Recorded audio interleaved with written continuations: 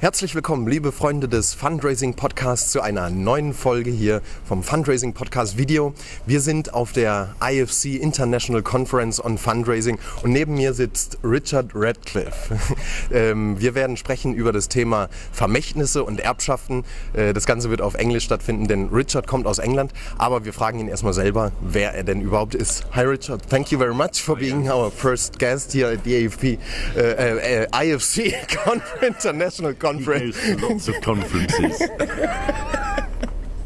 Richard, could you tell us a little bit about your person? So, who are you? I am mad. I am British and I specialise in legacies. And I hold focus groups around the world. And I've worked in about 30 countries on legacies, and I've met about 17,000 people and asked them about their testaments and their legacies. Okay. So, and here at the IFC conference, you will have two different workshops. Yeah. What are these workshops? The first one is the good, the bad, and the ugly. And I'm giving outrageous examples of how charities have got legacy fundraising wrong. Okay. And how they've done it really well. Okay. And the second one? And the second one is an interesting one. We call it the prospect journey. And we're looking at how legacy fundraising is changing, or legacy giving, because we have an aging population. Everywhere is getting old and wrinkly, like me. And what is happening is we're finding that people are putting legacies in their testaments and then taking them out, and then putting them in, and then taking them out. They're changing. They're changing more rapidly than we have ever known. Okay. Why And that? I think it's built on two things. The first is the level of trust between the donor and the non-profit. Okay. And you only have to have one bit of bad information about the organisation and they will take the legacy out. Okay.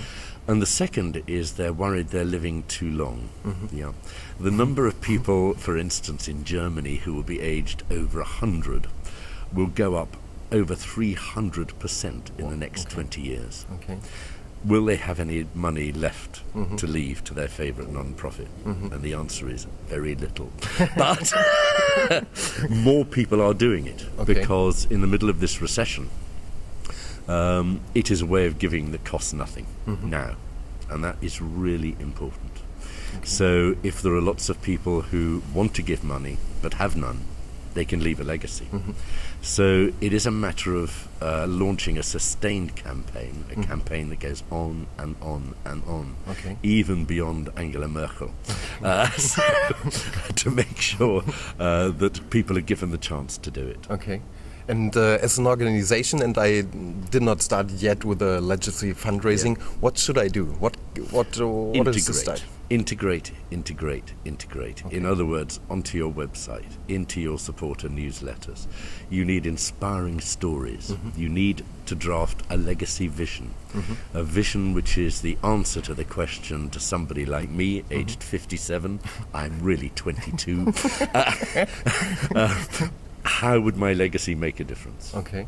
And that vision is incredibly important. So integrating the messages of legacy fundraising. But the legacy vision should be a page in your supporter newsletter. It should be the landing page on your website for legacies. Yeah. And the legacy vision, what could it be?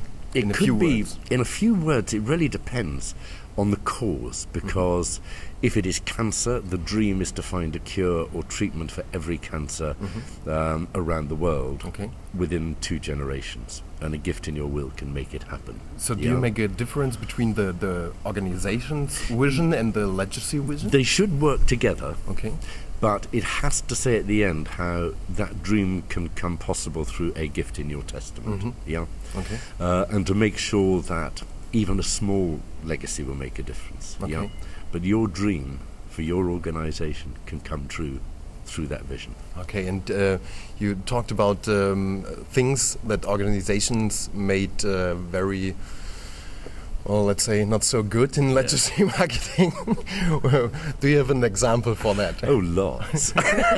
Just tell us one. I think one of the most important is a lot of legacy information talks about where your money comes from, in other words, our income is from legacies or direct mail or individual giving, nobody cares about that. They care about the outcomes of your organization. Okay.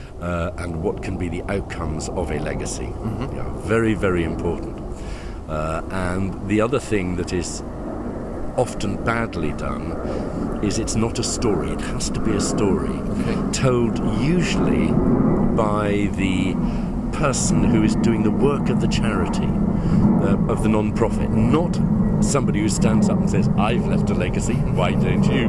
Because that is hated. Okay. But if somebody says, I meet the people we are helping, I am working in the environment, and your gift and your will can make a difference, that is the best story. Okay. Yeah. And last question.